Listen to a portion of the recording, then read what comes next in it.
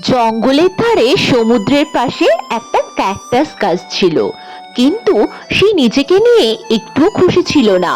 কারণ তার গায়ের কাঁটাগুলো তার একদম পছন্দ ছিল না। সে সব সময় কাঁদতেই থাকতো। কান্না শুনে একদিন বনের পরী সেখানে আসে এবং তার কান্নার কারণ জিজ্ঞাসা করে।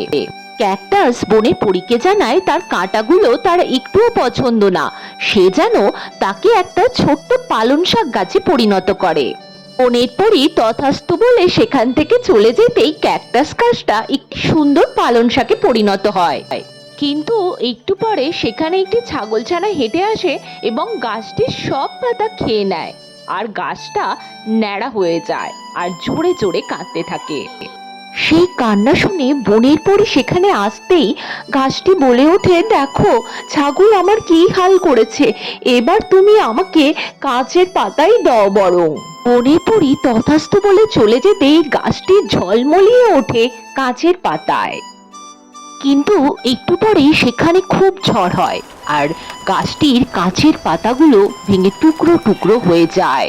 গাছটি আবার ন্যাড়া হয়ে যায় আর জোরে জোরে কাঁদতে থাকে।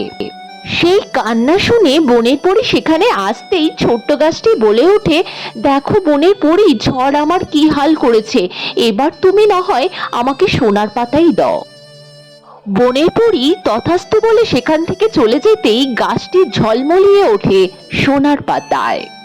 কিন্তু একটু পরে সেখানে একটা দস্যু চলে আসে এবং গাছটির সব সোনার পাতা লুট করে নিয়ে চলে যায়। ফলে গাছটি আবার ন্যাড়া হয়ে যায় এবং জোরে জোরে কাঁদতে থাকে। সেই কান্না শুনে বনের পরী আবার এসে গাছটিকে জিজ্ঞাসা করে কি হয়েছে।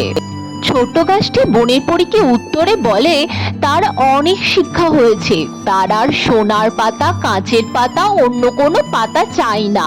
তাকে যেন বনের পরী আবার আগেকার মতো ক্যাকটাস বানিয়ে দেয়।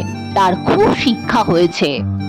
এটা শুনে বনের পরী হাসতে হাসতে বলে, যাক, তোমার অনেক শিক্ষা হয়েছে। তাহলে যারা নিজেদেরকে নিয়ে খুশি বা সন্তুষ্ট থাকতে পারে না, তাদেরকে কিন্তু জীবনে অনেক বিপদে পড়তে হয়। এরপর বনের পরী ছোট গাছটিকে আবার ক্যাকটাস বানিয়ে দেয় আর ক্যাকটাস গাছটি সারাটা জীবন সুখে শান্তিতে বাস করতে থাকে। আজকের ঘটনা থেকে আমরা জানলাম যে নিজেকে নিয়ে সবসময় সন্তুষ্ট থাকতে হয়, নয়তো বিপদে পড়তে হয়।